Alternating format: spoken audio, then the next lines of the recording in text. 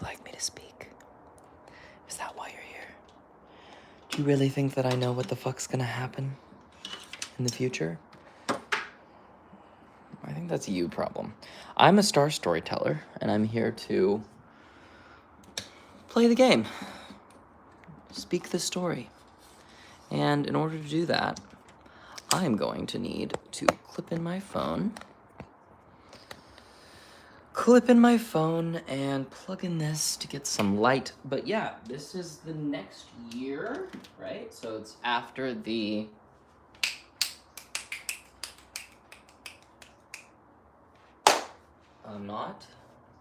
not equinox. What is it? What is the word? What is the word I'm looking for? The solstice. The solstice is something that's happening basically nowish at the time of this recording, but the solstice is the Thursday, December the 21st. So it's almost about to be a new year. And then, well, basically this means that the shortest day of the year has been reached. Now we get to build out. But winter does sort of start now. So it's like, yeah, I mean, it depends on where you are. Winter in LA is not so bad. Not so bad. Anyways, we are doing a new moon reading. We're gonna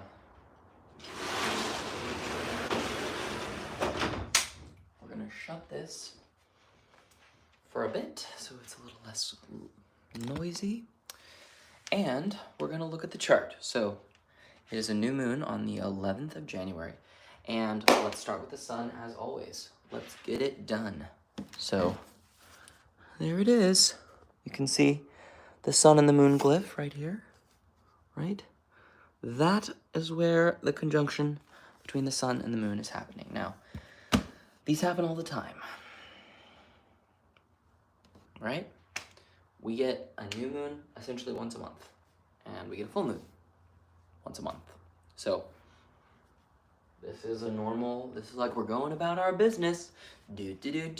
Now, this particular sun in Capricorn energy is going to be bowing down to where? Do you know? Saturn, the god of restrictions, death, boundaries, limitations, time, slowing it all down, keeping it within the realm. That Saturn is in Pisces. So, Saturn in Pisces is a bit slippery. Where does Saturn in Pisces? That force that wants to make things cold and frozen and still and stop them. In the big oceans and the dreams and the feelings, just going and swimming along. It's a strongly like conservative type of a fishy energy that's happening. So what kind of creature would that be? It would be like, don't swim outside of the reef. Don't leave it. It is very dangerous. Watch out for hooks. You know, it's like death. Like it's getting warmer in the water. I mean, that's more of a Mars signification. But I'm trying to bring kind of what I understand about what's happening to the ocean's temperatures. Anyways, it's kind of gnarly. It's a kind of gnarly Saturn. That Saturn in Pisces is ruled over by Jupiter in Taurus. That Jupiter in Taurus is actually, you know, it was bowing down, that Jupiter in Taurus was bowing down to Venus in Scorpio, but, you know, that's not happening anymore. By the 11th, Venus will be out of Scorpio and she'll be in Sagittarius, which is nice. We don't want Venus to be in Scorpio. Love in isolation. I mean, I shouldn't say that because you are who you are and you love the way you love. And if you love, like, by intensely, like, feeling these deep, intense things that kind of hurt, okay, well, all right. I'm not going to stop love. But now that it's in Sagittarius, it's a little more optimistic. It's a little all over the place, but in a more fun way. Like, like a wishful, hopeful kind of thing. Now, it's interesting. So, mutual reception is occurring right now. Jupiter is in charge of Sag, and it's in Taurus. Venus is in Sagittarius, and it's in charge of Taurus. So they're in each other's signs. So it's an instance of where like they don't Taurus and Sagittarius to me. They're an interesting pair. They're an interesting pair. They don't necessarily like see eye to eye. So the fact that they're both in a place where, they're fine. Like both of these planets want to do good things. And that's where the rulership pattern ends. So it's Sun in Capricorn, going to Saturn in Pisces, going to Jupiter in Taurus, going to Sagittarius, going back to Taurus, going to Sagittarius, going to Taurus. Boom, boom. So it's earth and fire, back and forth. Earth and fire, earth and fire, earth and fire. That exchange is not easy. We're getting to a lava kind of a place. It's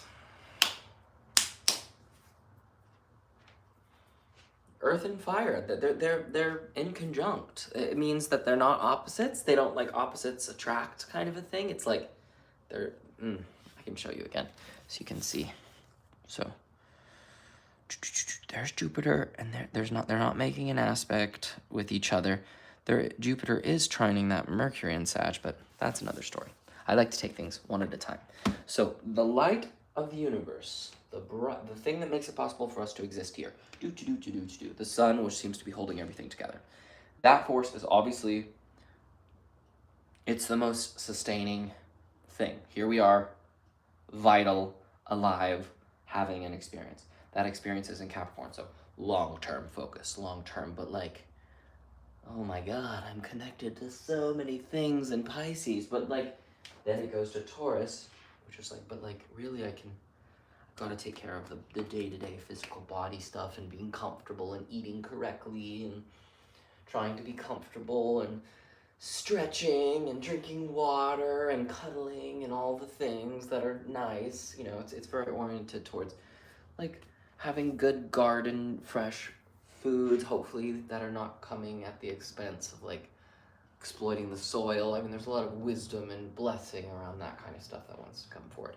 But that Jupiter is bound down to that Venus in Sagittarius, which is like loves in other realms in some ways. It's like, it's, again, I'm really trying to check this part of myself. I have a problem with optimism. I have a problem living in optimism. I do. It's not a strength.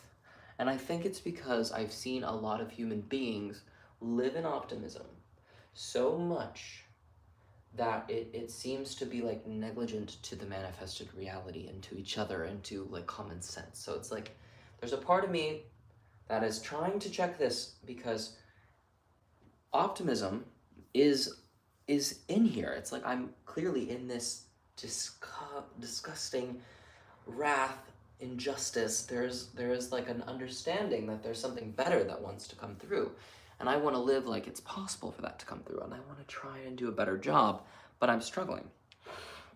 I did a neti pot. I did a neti pot. So anyways, yes, I'm wanting that energy of that optimism, loving the potential for good things. But man, yeah. So that bouncing back and forth is where the buck stops. That's where what I keep saying. I don't even know what the buck stop really means. Let's look that up. Where the buck stops. Okay. The buck stops here is a phrase that was popularized by U.S. President Harry S. Truman, who kept a sign with that phrase on his desk in the Oval Office. The phrase refers to the notion that the president has to make the decisions and accept the ultimate responsibility for those decisions. Oh, God. Damn it. Ugh. Okay, so, yes, it's this. Yeah.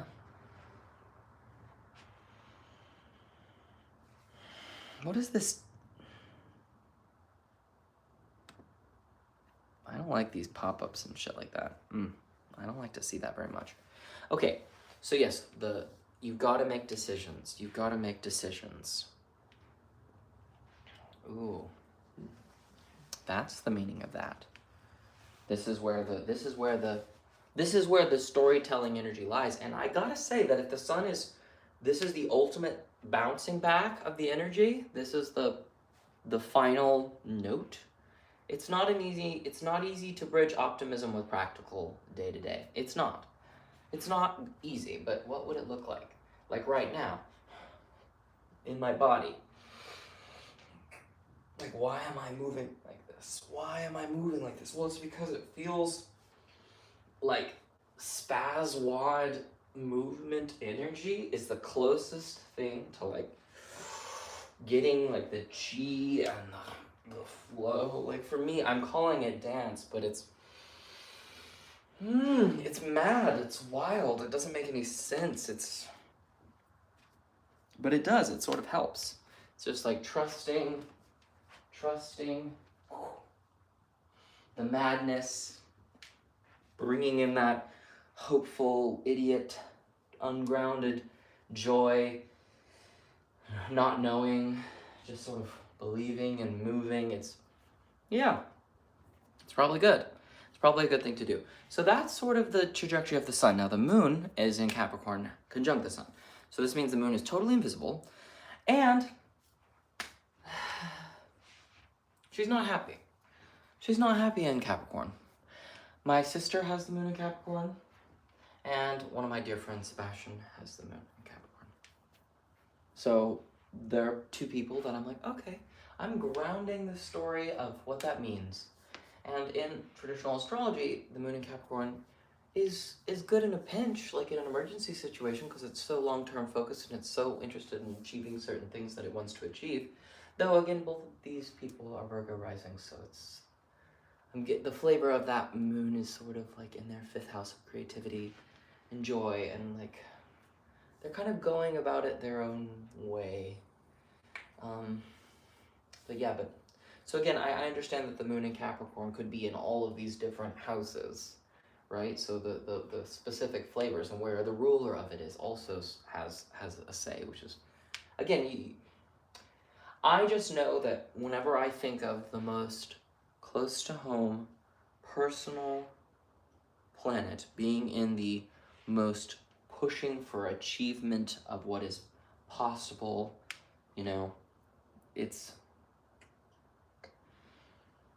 it's not where my moon is, which is in Taurus, which is like, let's just be chill, let's be comfortable, let's be simple, let's do let's do what works for us. Like, Capricorn's like, this is the thing that needs to be achieved, and this is the amount of buy-in it needs to have, and blah blah blah blah blah. My hair is falling out. Yes, it is. What am I making that mean?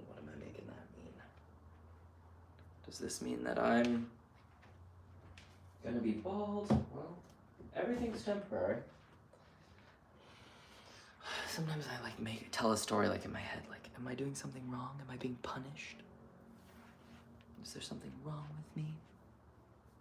I don't know, y'all. I don't know what's up. This moon in Capricorn is not the greatest. Not the greatest of significations, I think.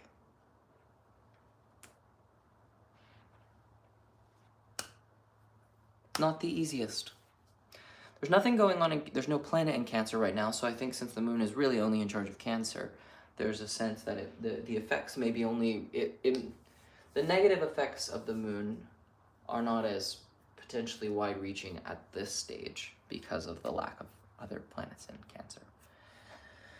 But that particular area of your life, like, so for me, it's like my friends and my networks. There's something about when the moon is in Capricorn, how it sort of tends to challenge like my ability to be part of this big group, this big network, and this big joyful kind of collective. So for me in particular, it's like there's a challenging, a new start in my own like creative and personal life, It's going to kind of, well, like the story is encouraging me to sort of consider beginning a new sort of creative project and to sort of take on a challenge, if you will. This new moon definitely has like challenger kind of energy to it, I think.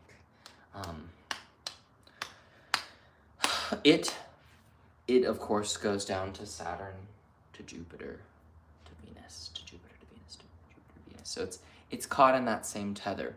Now, other planets that we haven't considered, we've considered the moon and the sun and Saturn. We've considered Jupiter. The sun and the moon, we've considered Venus, yes. So the sun and the moon conjunct at 20 degrees Capricorn, so it's moving into like that last decan of Capricorn, the last third of it. It is pretty close, I think, to the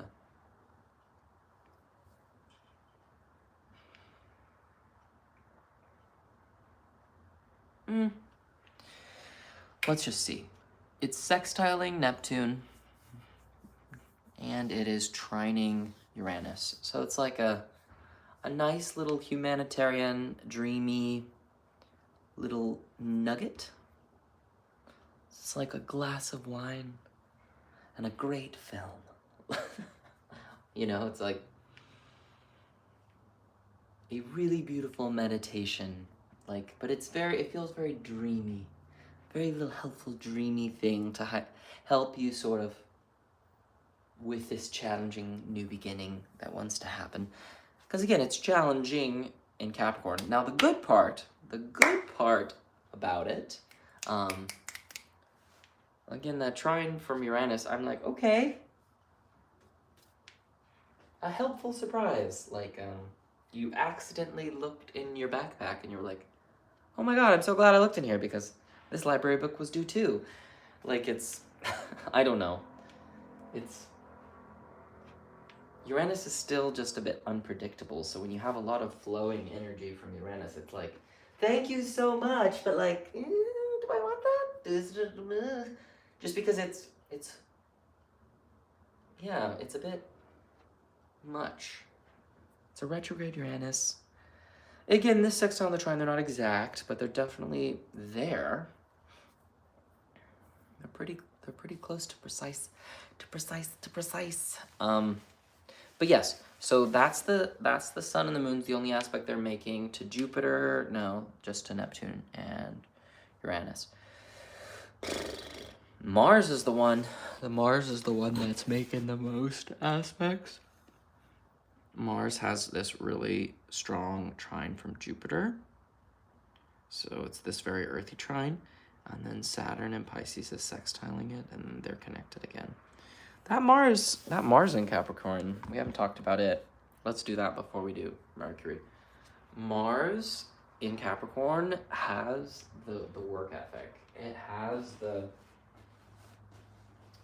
the capacity to continue to keep the eye on the prize and to, like, it isn't.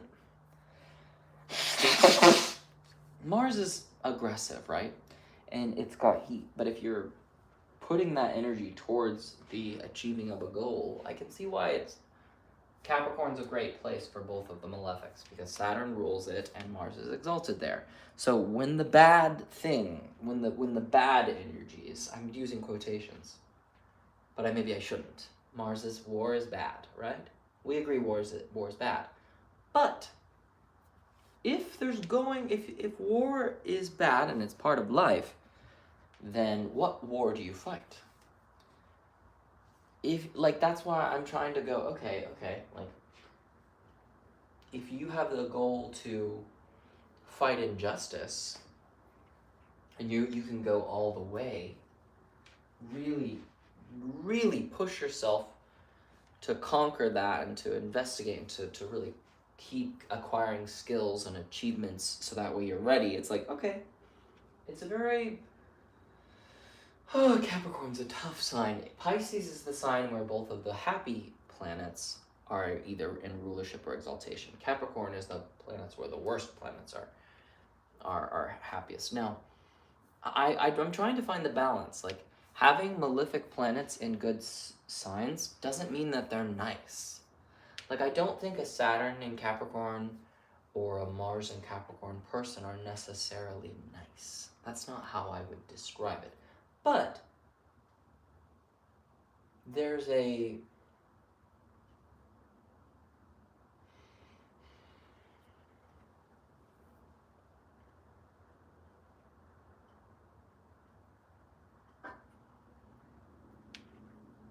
The word that's coming up is conference. Let's make sure that that's the right word.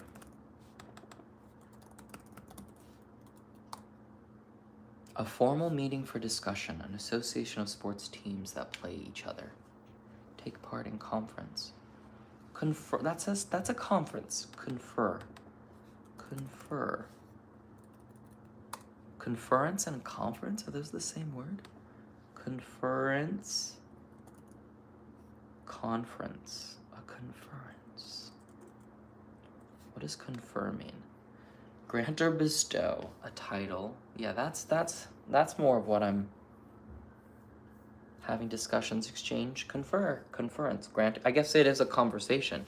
So if you get an award, it's basically like your confirmation, we're agreeing, we're saying this about you, degrees.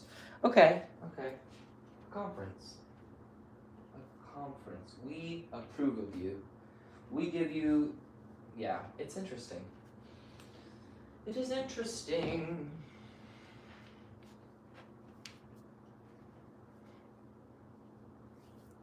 I'm gonna get all the hours I need to get that degree, to prove to these other people that I can do this. You know, it's like, I don't know. I think there's just anger coming up inside me right now about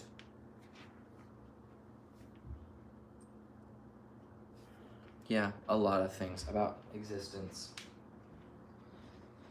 Oh, of course there is, since Mars is involved. But maybe this anger and this motivation about like the earthy, practical day-to-day stuff can be helpful, can be constructive, can make something last. I mean, there is that sort of triangle from Saturn to Mars to Jupiter, Saturn, Mars.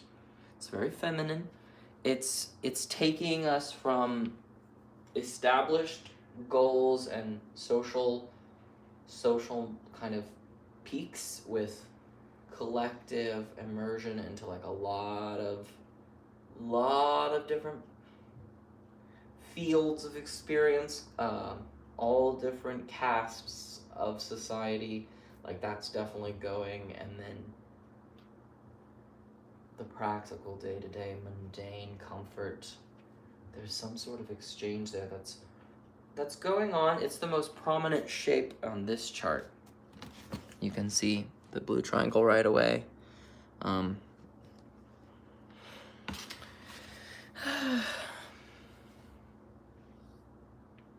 to say, okay, for me, partnerships, creativity, God. Partnerships, creativity, God. There's some sort of this like creative force, this thrust is going that direction, really being highlighted. Now, Mercury's in Sagittarius. It's not retrograde, which is nice. Oh, but it sucks.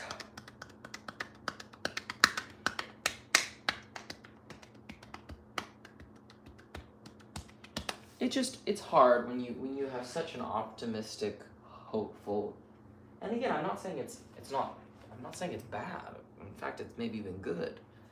But yeah, that Mercury is being squared by Neptune, so it's just like, oh God, it's like it's already like a muddy kind of, not muddy,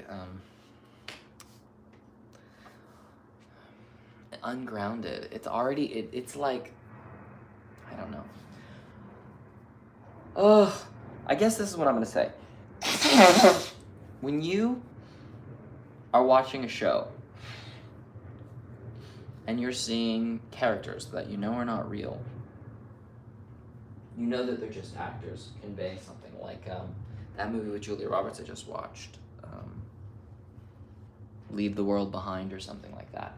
Like, you know, the dream about losing your teeth, like it's something that many people have had, and it's sort of featured in that movie, and it's talked about how it's like this viral something or another. I don't know.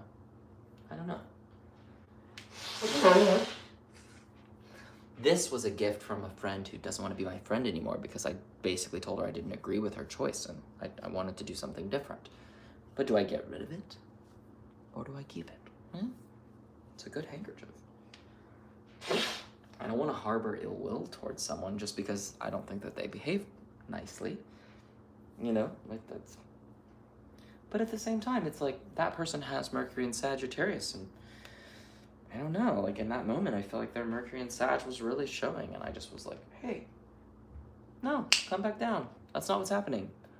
Where are you? Come back to this. And they just couldn't handle it. They just couldn't handle it. I mean, that's my interpretation. And there was no desire to be malice and to disparage anybody. I took a lot of shit before I was like, enough. I don't know. There's just so much egotism there, and I get it. There's trauma all around it, but it's like I was more present. I was sleeping normally. I wasn't on any substances really. I did a little cannabis, but not at that moment.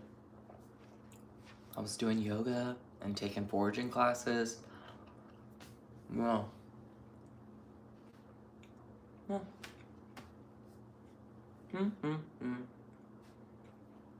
don't know. What can be said? What can be said? Not anything clearly connecting. It's a struggle. It's a struggle for this one.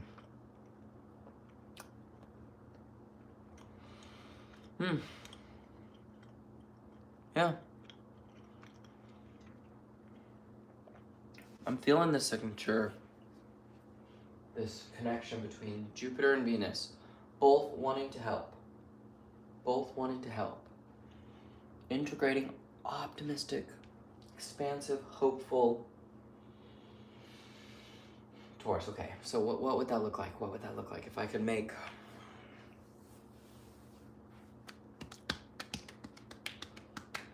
I mean, I'm going to share this example because maybe I've gone too far. I don't know. I just got an audition. For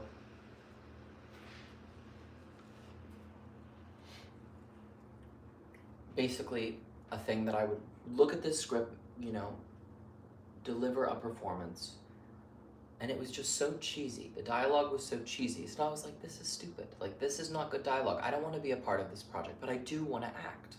So what I did was I just kind of said, hey, this is not a good script.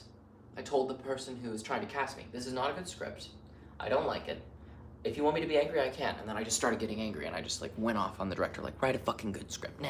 And I was genuinely allowing that heat to move through me, right? I didn't attack any person, but I definitely said, this is fucking dumb. This is not good. And I want to get paid, and I want to act, but I don't want to do this. But I shared the energy that they need to see for the character. But I got there by a way of truth, because if there's no truth, I can't really go there as an actor. And I don't think anyone can. And I don't want to get paid. Like, I just already know it's dumb. I already know it's dumb, and I don't want to do it. But I do need money. But I don't want to do dumb things for money. I don't want to do poor art. I don't want to take a Pepsi commercial, because fucking I'm not going to drink that shit. But when I saw that it was potentially 40 grand, there was like a desire for the money, but there was no desire for that role. Like, the temptation really wasn't even there. It really wasn't. Let's see what wants to come out of us musically as we explore improvising.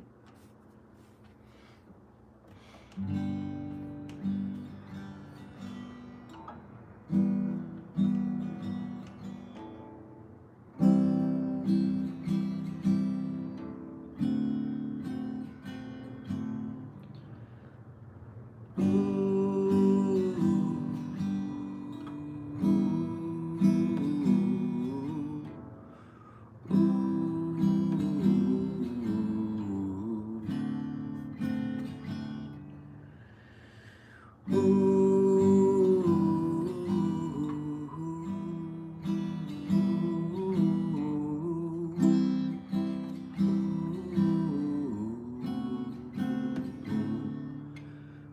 am I to say that it has got to be done just this way? Who am I to take the reins of life? Transfer optimistic fantasy to live the way things are meant to be, to try and make it true, to live for me and you. I want to fly around without making any sound. I never want a pain. Fuck the idea that's what's required for gain. I don't like it. Why can't we leave that in the dust with all the guns, the knives, except for cooking? I see that there's duality that's closing in and around this me. What is it I'll say that makes it right? When it's the middle of the night, there isn't even a little bit of moonlight, and the things that need their doing grow so vast. Every child needs some love, every bird needs its food, every creature tries to make it in its way. And there's these emotions, I don't like them. Should we eat the birds? What is it about me that makes it so damn hard to feel like it is worth it to remain with this dense and gross reality where things have pain? The buck stops with me, the buck stops with you. These words I sing and share are not directed, but perhaps there's a little truth, a little truth, a little booth that you can come to and pull a card to. A little truth, not likely so. This message is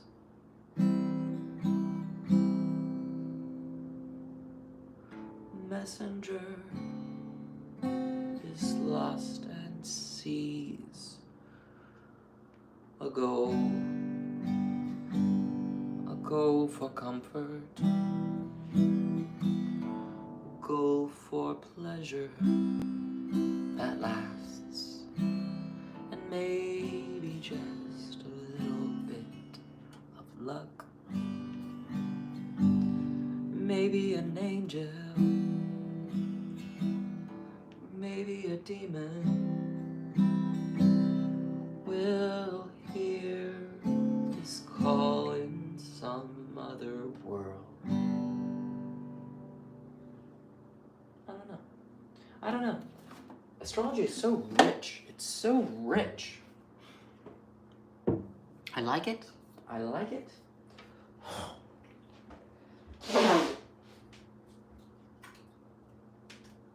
It's interesting, like, what's channeling? But this, I don't know. Everybody channels in a different way. It's poetry evolving. I'm trying to make it universal. It's trying to be artistic. It's...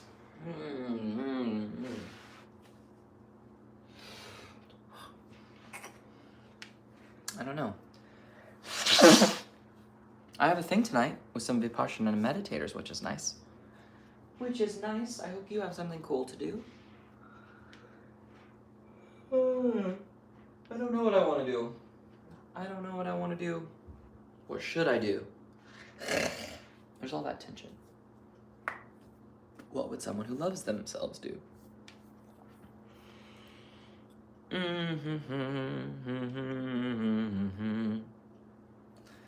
Da-dee-da-da-da-da.